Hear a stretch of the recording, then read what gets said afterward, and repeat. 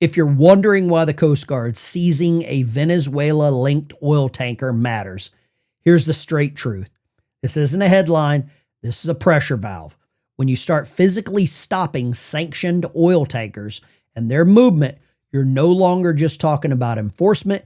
You're changing the risk math for every shipper, every middleman, and every regime that survives an oil cache. And once the risk math changes, the next move gets a lot more unpredictable fast. And I'll say this, look, everybody's going to treat this like a headline event, a tanker, a seizure, a confrontation, drama on the water. But I'm not here to tell you what happened. I'm going to tell you why it matters and what it means. And I want you to stick around to the very end, because for you conspiracy theorists out there, I might have to tip my hat to you. There is something at the end of this video I want to get your opinion on, because it really changes the dynamic. It shifts the perspective when you look at this a little more zoomed out. Because when the United States Coast Guard starts physically taking control of the flow of oil tied to a hostile regime, that's not a press release. That's a change in the rules of the game. And I believe the entire game has shifted. This is the second oil tanker that has been seized with the help of the United States Navy, United States Coast Guard.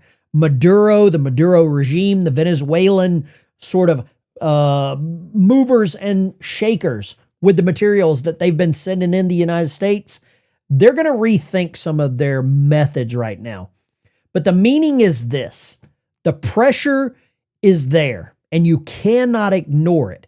Sanctions on paper are one thing, but when you turn that paper into real-world consequences, when a ship can be stopped, boarded, and seized, now you've changed the math for everybody involved. A U.S. Coast Guard Special Maritime Reaction Team, assisted by the U.S. Navy, has just seized another oil tanker off the coast of Venezuela. And this all comes just hours after Operation Hawkeye's strike, a vengeance, according to the War Secretary, for the killing of 3 Americans in Syria last week. Dozens of American aircraft struck targets in Syria. President Trump spoke about it last night at a rally. I ordered a massive strike on the terrorists that killed our 3 great patriots last week. 2 soldiers, 1 interpreter, all great people. And it was very successful. It was precision. We hit every site flawlessly, and we are restoring peace through strength. We're all over the world. So you see here what's happening. Our own hemisphere, we've got pressure building with the fentanyl narco boats. Now we've got Syria, assets there. United States military lost their life. Donald Trump and the Secretary of War said, hey, we've got enough firepower. We can do this. Now, whether you agree with military troops being in Syria, that's a conversation of a whole different time and place. We can talk about that eventually. I don't agree with them being there, but we'll leave that for the next conversation. Now, what this is doing whenever the United States Navy seizes an oil tanker with the help of the Coast Guard, this is changing everything. The risks for these companies that own these container ships, the insurance, those premiums just went up. I'm talking about the shippers, the insurers, the middlemen, friendly ports, the whole gray market pipeline that keeps these regimes afloat. And that's why this matters. This is actual footage from the seizure released by the Department of Homeland Security Secretary Kristi Noem. And that's why this matters. Oil money is oxygen for Maduro. When you start making oxygen hard to breathe, when you start making it expensive, you force decision points, you force mistakes, you force desperation. You also force the outside players, companies and governments, to decide whether they want to be the next one that gets caught up in this. It's risk versus gain right now. If you partner with the Maduro regime and you know what they're doing, you're dealing with the most powerful man in the world with Donald Trump, the most powerful Navy in the world, the most powerful military in the world. Now, here's the part that a lot of people are going to miss. The most important word in this story is second. This is the second one, because one seizure can be dismissed as a one-off. Two starts to look like a pattern, and it sets a precedence. And once it becomes a pattern, behavior changes fast. Routes change. Paperwork gets dirtier. Smuggling tactics get bolder. And everybody starts testing the edges to see what they can get away with. So what's going to happen next? That's the big question. You're going to see three things, in my opinion. First, more games. You're going to see some rerouting, more ship-to-ship transfers, more who really owns this cargo nonsense. The world's full of creative ways to pretend a barrel came from somewhere else. Second, I believe you're going to see more propaganda from certain news media outlets that would defend these people. Because when you get hit in the wallet, you go loud in public. Expect the Maduro regime to frame it as aggression, to rally its base, and to try to make the United States look like the villain. That's not strategy, that's damage control. And the third method I think that you're going to see is a higher chance of chaos through miscalculation.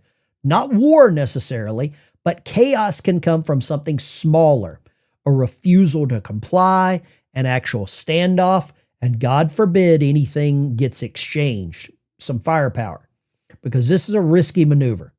A bad actor trying to provoke an incident on camera would be exactly what the Maduro regime wants. The news media would run with this. And once you've got more boats playing chicken, the odds of something going sideways is really going to go up. So no, this isn't just a tanker story. This is the United States saying, we're not just talking about pressure, we're enforcing it. And the big question, whether you want to believe it or not, is this says controlled. This says controlled maneuvers because it's being squeezed.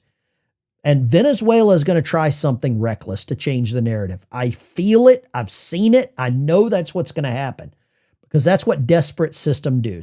When you back them into a corner, you back a dog into a corner, he's going to try to bite you. They don't calmly adjust. They lunge.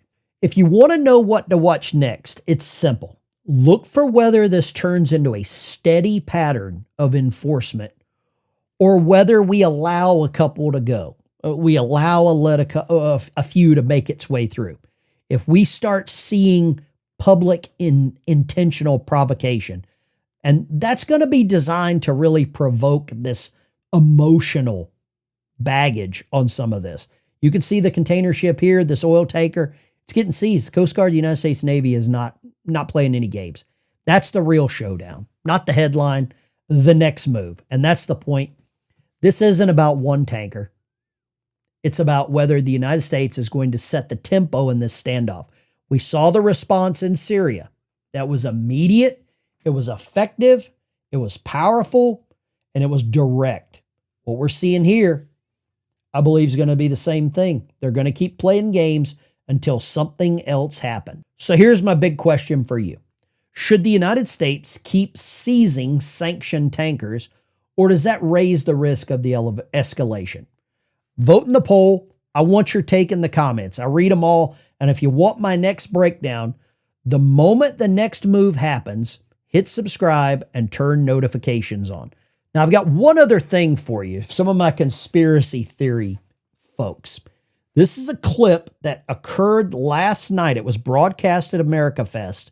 And I'll just let you decide. What do you think if you've heard of a little lady named Tina Peters? And there are Venezuelan whistleblower witnesses who have personal knowledge because they've examined the image that Tina preserved of the Mesa County voting system.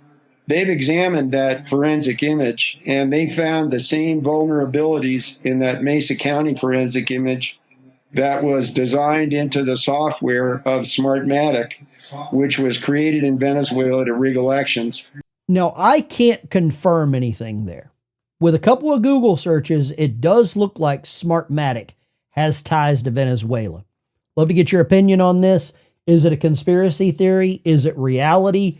Is there more than one reason that Donald Trump and the United States Navy, the United States military, is so heavily invested in Venezuela?